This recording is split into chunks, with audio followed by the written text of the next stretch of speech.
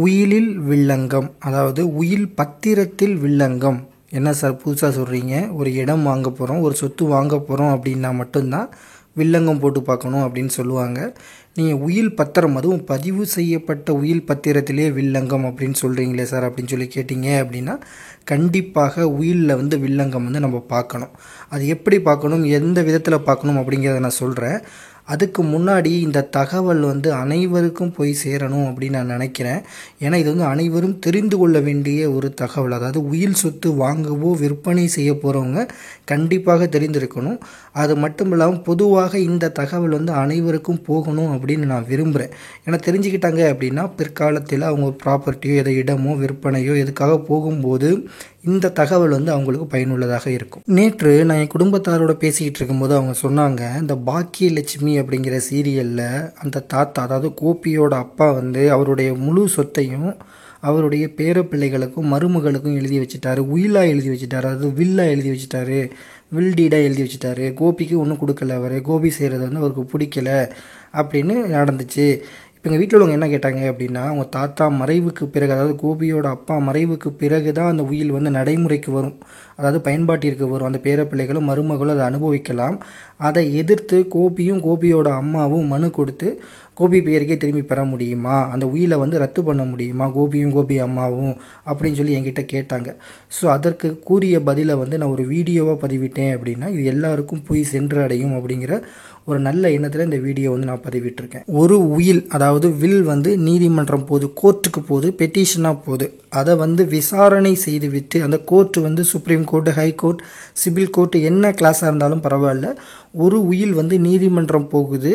அதை ஏற்றுக்கிட்டு நீதிபதிகள் அதை விசாரணை செய்து ஒரு தீர்ப்பு கொடுக்குறாங்க, ஜட்ஜ்மெண்ட் கொடுக்குறாங்க, இல்லைனா ப்ரொபேட் ஆஃப் ப்ரொசீடிங், இல்லைனா லெட்டர் ஆஃப் அட்மினிஸ்ட்ரேஷன், ஒரு தீர்ப்பாணை வெளியிடுறாங்க. அதில் என்ன சொல்கிறாங்க அப்படின்னா, அந்த உயில் எழுதப்பட்டது உண்மைதான், யார் பேரில் எழுதியிருக்கோ அந்த உயில் சட்டப்படி அவர் அனுபவிக்கலாம், யார் பேரில் அந்த உயிலை எழுதியிருக்காங்களோ அவங்க அனுபவிச்சுக்கங்க அப்படிங்கிற ஒரு தீர்ப்பு வருது. இப்போ என்ன கேள்வி அப்படின்னா, இந்த தீர்ப்பை எதிர்த்து ஆப்போசிட் பார்ட்டி, இல்லைனா எதிர்பார்ட்டி அப்படின்னு சொல்லலாம், இல்லைனா இன்ட்ரெஸ்டட் பர்சன் சொல்லலாம்.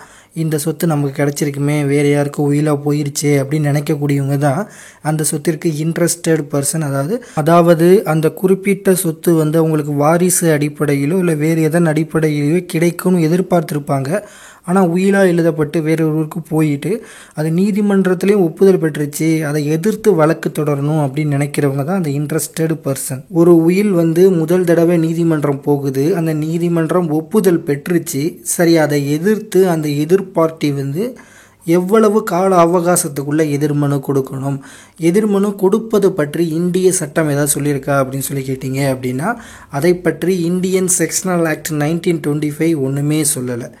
சரி, அப்போனா எதிர்த்து மனு போட முடியாதா, எவ்வளவு கால அவகாசத்துக்குள்ளே போடணும் அப்படின்னு ஒன்றுமே சொல்லலையா அப்படின்னு சொல்லி கேட்டிங்க அப்படின்னா, அதற்கு வழி இருக்குது. இப்போது நான் வழி இருக்குதுன்னு சொல்லிட்டேன். இது வேறு கண்ணோட்டத்திலையும் பார்ப்போம். ஒரு உயிலை முதல் தடவை, நல்லா நோட் பண்ணிக்கோங்க, முதல் தடவை நீதிமன்றத்திற்கு ஒரு எடுத்துகிட்டு போகிறாரு. நீதிமன்றம் ஒப்புதல் அனுபவிச்சுக்கங்க அப்படின்னு சொல்லி ஒரு தீர்ப்பு கொடுத்துருச்சு. அதற்கு பிறகு ஒரு 10 வருஷமோ 15 வருஷமோ 20 வருஷமோ அதை அனுபவிச்சுட்டு இருக்காரு. இப்போ எக்ஸாம்பிளுக்கு ஒரு 10 வருஷம் அனுபவிச்சுட்டு இருக்காருன்னு வச்சுக்கோங்க. அதில் ஒரு வீடு கட்டியிருக்கலாம், இல்லை அப்பார்ட்மெண்ட் கட்டியிருக்கலாம், இல்லை பிஸ்னஸ் ரீதியாக ஏதாவது பண்ணியிருக்கலாம். திடீர்னு ஒரு 10 வருஷம் கழித்து அந்த எதிர்பார்ட்டி, அந்த சொத்து நமக்கு கிடச்சிருக்குமே அப்படின்னு எதிர்பார்த்துருப்பார்ல, அவர் மனு கொடுத்து திரும்ப பெற்றுட்டாரு அப்படின்னா எவ்வளவு சிக்கல் வரும். அதுக்குத்தான் எல்லாத்திற்குமே லிமிட்டேஷன் ஒன்று இருக்குது. லிமிட்டேஷன் இல்லாமல் ஒன்றுமே கிடையாது இந்திய சட்டம். அதுக்காகத்தான் இந்தியன் லிமிட்டேஷனல் ஆக்ட்னு ஒன்று இருக்குது. அதாவது இந்தியன் லிமிட்டேஷனல் ஆக்ட் செக்ஷன் 137 இதை தெளிவாக நமக்கு தெளிவுபடுத்துது.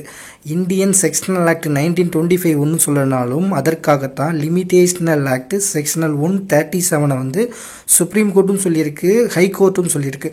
ஸோ என்ன சொல்லியிருக்காங்க அப்படின்னா பார்ப்போம். ஒரு உயில் நீதிமன்றம் சென்று நீதிமன்றம் ஒப்புதல், அதாவது ப்ரொபேட் ஆஃப் ப்ரொசீடிங், இல்லைனா லெட்டர் ஆஃப் அட்மினிஸ்ட்ரேஷன், இல்லைனா தீர்ப்பு அந்த உயில் பெற்றவருக்கு, அதை எழுதி கொடுத்தவருக்கு சாதகமாக போயிருச்சு அப்படின்னா அதை எதிர்த்து எதிர்பார்ட்டி 3 இயர்ஸ் அதாவது 3 வருடத்துக்குள்ளே வந்து பெட்டிஷன் மனு எதிர்மனு வந்து கொடுக்கலாம்.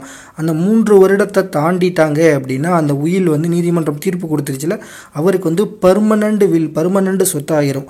ஸோ 3 வருடத்திற்குள்ளே மனு கொடுக்கலாம் நீதிமன்றத்தில் முதல் தடவையாக தீர்ப்பு வந்ததை எதிர்த்து. ஸோ தீர்ப்பு வந்து 3 வருடம் முடிஞ்சிருச்சு அப்படின்னா அதை எதிர்த்து எந்த ஒரு மனுவும் கொடுக்க முடியாது. அதை தான் வந்து இந்தியன் லிமிடேஷனல் ஆக்ட் 137 நமக்கு சொல்லுது. சிம்பிளாக சொல்லணும் அப்படின்னா ஒரு உயில் வந்து நீதிமன்றம் சென்று நீதிமன்றம் வந்து ஒப்புதல் அந்த உயிலுக்கு வந்து ஜட்ஜ்மெண்ட் வந்து கரெக்டாக அந்த உயில் வந்து செல்லும் அப்படின்னு சொல்லிருச்சு அப்படின்னா அதை எதிர்த்து 3 வருடத்துக்குள்ளே தான் நீங்கள் வந்து எதிர்மனு கொடுக்கலாம். அந்த எதிர்பார்ட்டி அதை தாண்டிடுச்சு 3 வருடம் நீங்கள் கொடுக்காம விட்டுட்டீங்க அப்படின்னா அந்த எதிர்பார்ட்டி சொல்கிறேன் சொத்து வேணும்னு நினைக்கிறவங்க வந்து 3 வருடத்துக்குள்ளே வந்து அந்த உயில் வந்து எங்களுக்கு தான் அப்படி பொய்யான உயில் தான் அப்படி நீதிமன்ற தீர்ப்பையே எதிர்த்து வந்து நீங்கள் வந்து 3 வருடத்துக்குள்ளே வந்து மனு கொடுக்கலாம். ஸோ அந்த 3 வருடத்தை தாண்டிடுச்சு அப்படின்னா அந்த உயில் வந்து நீதிமன்ற தீர்ப்பின்படி சட்டப்படி செல்லும். ஸோ அதை எதிர்த்து நீங்கள் வந்து மனு கொடுக்க முடியாது. அதை தான் வந்து இந்தியன் செக்ஷனல் ஆக்ட் 137 வந்து நமக்கு தெளிவுபடுத்துது. ஸோ ஒரு உயில் சொத்தை ஒரு வில் சொத்தை வாங்கவோ இல்லை விற்பனை செய்யவோ போகிறீங்க அதாவது சேல் பண்ணவோ இல்லை பர்ச்சேஸ் பண்ணவோ போகிறீங்க அப்படின்னா முதல்ல அந்த உயில் வந்து பதிவு செய்யப்பட்டிருக்கான்னு பார்க்கணும். அடுத்து வந்து உயில் வந்து நீதிமன்ற ஒப்புதல் பெற்றிருக்கான்னு பார்க்கணும். ஸோ அடுத்து வந்து அந்த உயில் வந்து எழுதி நீதிமன்றத்தில் ஒப்புதல் பெற்று 3 வருடம் அதாவது நீதிமன்ற ஒப்புதல் பெற்று நீதிமன்றத்திலிருந்து தீர்ப்பு பெற்று அதாவது ப்ரொபேட் ஆஃப் ப்ரொசீடிங் இல்லை லெட்டர் ஆஃப் அட்மினிஸ்ட்ரேஷன் பெற்று 3 வருடம் ஃபினிஷ் ஆயிடுச்சான்னு பார்க்கணும், முடிந்துருச்சான்னு பார்க்கணும். அந்த 3 வருடத்திற்குள்ளே ஏதாவது எதிர்மனு போட்டிருக்காங்களா அப்படிங்கிறத பார்க்கணும். இதை தான் வந்து நான் உயிலில் வில்லங்கம் அப்படின்னு நான் சொல்கிறேன். அப்படி பார்க்கும்போது உயிலில் வில்லங்கம் இல்லை எந்த ஒரு பிரச்சனையும் இல்லை அப்படின்னா அந்த சொத்து வந்து வாங்கவோ விற்பனை செய்யவோ அதாவது சேலோ பர்ச்சேஸோ தாராளமாக பண்ணிக்கலாம். ஸோ நான் ஆரம்பத்தில் ஆரம்பித்த கோபி பாக்கியலட்சுமிக்கு வர்றேன். ஸோ கோபியோட அம்மாவும் அவருடைய அப்பா அதாவது தாத்தாவினுடைய மறைவிற்கு பிறகு அந்த உயிலை எதிர்த்து நீதிமன்றத்தில் வந்து ஒரு 3 வருடத்திற்குள்ளே மனு கொடுக்கலாம். அந்த 3 வருடத்தை தாண்டிடுச்சே அப்படின்னா பேர குழந்தைகளுக்கும் அந்த பாக்கியலட்சுமிக்கு தான் போகும். 3 வருடத்துக்குள்ளே மனு கொடுத்து எதிர்மனு கொடுத்து ஸோ அவங்க சைடு சட்டப்படி சரியாக இருக்குது அப்படின்னா அவங்க வந்து சொத்தை வந்து கோபியோட அம்மாவும் வந்து அனுபவிக்க முடியும். எதற்காக நான் வந்து இந்த சீரியலையும் இந்த உயிலினுடைய வில்லங்கத்தை டாப்பிக்கையும் மிக்ஸ் பண்ணேன் அப்படின்னா ஸோ இந்த மாதிரி சொல்லும்போது உங்களுக்கு சீக்கிரமாக அனைவருக்கும் சென்றடையுங்கிற ஒரே ரீசனுக்காகத்தான் இந்த தகவலோட ஒரு அடிஷ்னல் இன்ஃபர்மேஷனை சொல்லிட்டு இந்த வீடியோவை நான் வந்து முடிச்சுக்கிறேன். சில பேர் வந்து அவங்க வாரிசுங்க இன்க்ளூடிங் அவங்க மனைவி பொண்ணு பிள்ளைங்க யாருக்குமே தெரியாமல் ரகசியமாக அவருடைய சுய சம்பாத்திய சொத்தை வந்து ஒரு ரகசிய உயிலாக எழுதணும் அப்படின்னு சொல்லுவாங்க. சீக்ரெட் வில் அப்படின்னு சொல்லலாம். ஸோ இந்த ரகசிய உயில் வந்து எப்படி எழுதுறது அப்படின்னு சொல்லி கேட்டிங்க அப்படின்னா அதுக்கு வந்து உங்கள் லோக்கலில் உள்ள சார்பதிவாளர் அலுவலகத்துக்கு போகக்கூடாது. உங்களுடைய மாவட்டத்தினுடைய தலைமை சார்பதிவாளர் அலுவலகத்துக்கு போங்க. அங்கே போனால் தான் சீக்ரெட் வில் இந்த ரகசிய உயிலை வந்து எழுத முடியும். அங்கே போயிட்டு நீங்கள் என்ன பண்ணணும் அப்படின்னா போகும்போது 2 சாட்சிகள் அழைச்சிட்டு போயிடணும். ஏன்னா உயில் வந்து உங்களுடைய மறைவுக்கு பிறகு தான் அது வந்து ரன்னிங்கில் வருது, ஒர்க்கிங் கண்டிஷனுக்கு வருது. அப்போ சாட்சிகள் வந்து கண்டிப்பாக நின்று நீதிமன்றத்தில் வந்து மனு போகும்போது பதில் கொடுக்குற மாதிரி இருக்கணும். ஸோ 2 சாட்சிகள் அழைச்சிட்டு போயிட்டு அங்கே எழுதிட்டீங்க அப்படின்னா அது வந்து சீல்டு கவரில் அதாவது இது பேர் என்னன்னு கேட்டிங்கன்னா சீல்டு கவர் வில் தான். ஸோ மாவட்ட பதிவாளர் என்ன பண்ணுவார் அப்படின்னா ஒரு நோட்டில் என்ட்ரி பண்ணிட்டு சீல்டு கவரில் போட்டு ஃபயர் ப்ரூஃப் பாக்ஸ் அதாவது நெருப்பு பற்றாத பெட்டகத்தில் உங்களுடைய சீல்டு கவரில் அந்த வைக்கப்பட்ட உயிலை வந்து வச்சு க்ளோஸ் பண்ணிவிடுவாங்க. உங்கள்கிட்ட வந்து அவங்க நோட் இருக்கும் இந்த சீல்டு கவர் ரகசிய உயிலுக்குன்னா இல்லை உங்கள் கையெழுப்பெல்லாம் வாங்கி வச்சுக்குவாங்க. ஒரு டோக்கன் சீட் மாதிரி கொடுப்பாங்க. அது என்ன பண்ணணும் அப்படின்னா நீங்கள் ஒரு 2-3 ஜெராக்ஸ் எடுத்து உங்களுக்கு தெரிஞ்சவங்கள்ட்ட கொடுத்து வச்சுருங்க. ஸோ உங்களுடைய மறைவுக்கு பிறகு அந்த டோக்கன் அந்த சீட்டை வந்து நீங்கள் யார் பேரில் எழுதி வச்சுருக்கீங்களோ அவங்கள்ட்ட கொண்டு போய் சேர்த்துருங்க அப்படின்னு சொல்லி ஒரு 4-5 ஜெராக்ஸ் வச்சு கொடுத்துட்டீங்க அப்படின்னா உங்களுக்கு மறைவுக்கு பிறகு அவங்க கொடுப்பாங்க.